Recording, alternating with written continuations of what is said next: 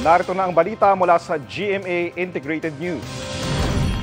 Kinumpirma ng Philippine National Police na 2 ang namatay dahil sa paputok at ligaw na bala sa pagsalubong sa bagong taon.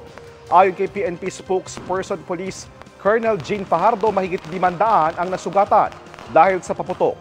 Isa naman ang sugatan dahil sa ligaw na bala.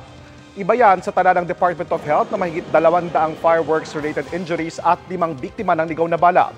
May naitala rin ng PNP na 13 insidente ng illegal discharge of firearms. 13 ang naaresto dahil diyan, habang 26 naman dahil sa illegal na paputok.